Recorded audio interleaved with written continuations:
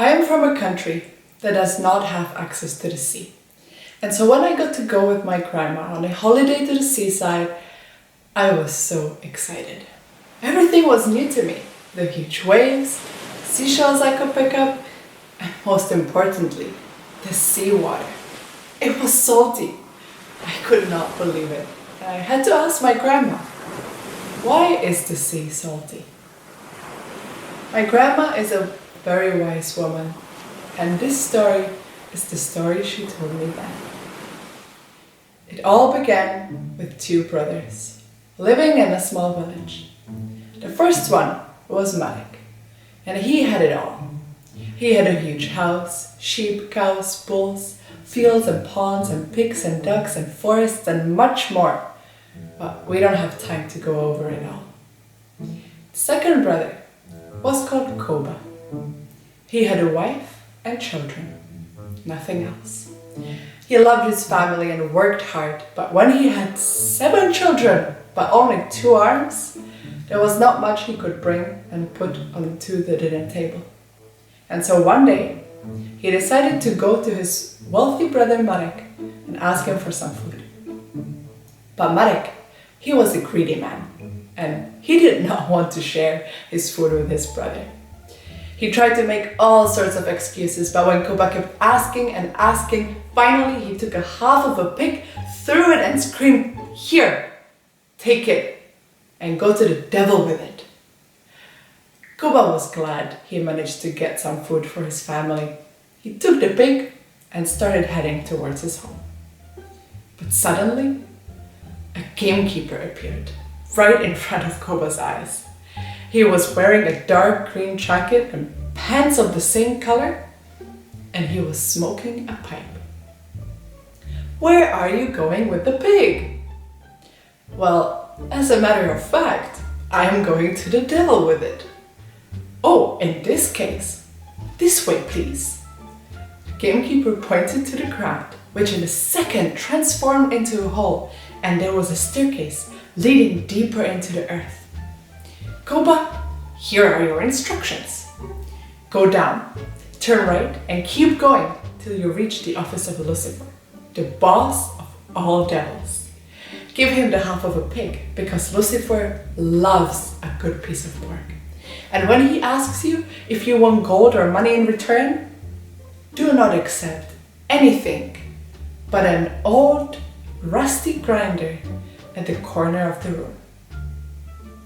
Kouba was confused and wanted to ask questions, but the gamekeeper was gone, and the only thing left was a smoking pipe floating in the air. Kouba went down, turned left, and reached Lucifer's office.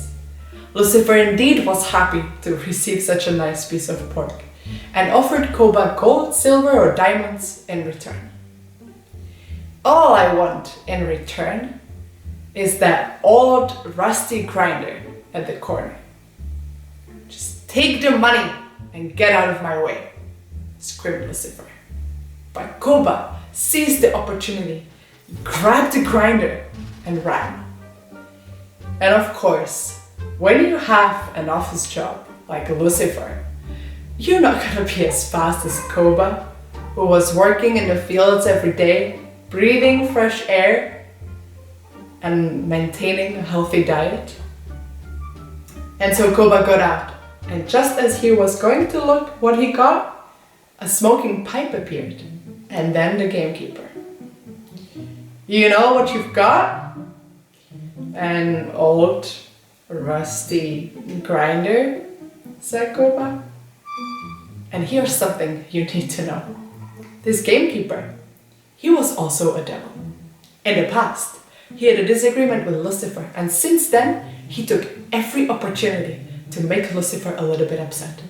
Like with this grinder. "It's a magical grinder, Kouba. Whatever on earth you may wish for, this grinder can grind it out for you. But you need to know how to stop this grinder from grinding. The magical words you have to say are the following. Eniki, beniki, to snamlo, dost." I'll do it again so all of you can do it with me next time. Aniki, Aniki, to snammel, dust. Just one more time. Aniki, Beniki, to snammel, dust. Kouba remembered the words and went home. Him and his family tried the grinder immediately, and anything they wished for, the grinder was able to make it for them. Chicken, fish, ham and cheese, bed sheets, clothes, toys, a cake. Anyway, do you know what you would wish for? You have it? Can you see it right in front of your eyes? Well, whatever it is, this grinder could make it for you.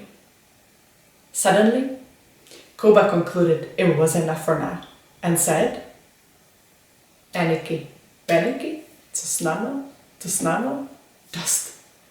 And the grinder stopped. They invited the whole neighborhood and they had a feast, including Kouba's brother Marek, who came too. And they drank and they ate, and at the end of the night, they all went home. The neighborhood and the whole region soon started to look nicer. Kouba was kind and made sure the grinder was benefiting all people, and so everyone was doing well. People had what they loved, and they loved what they had.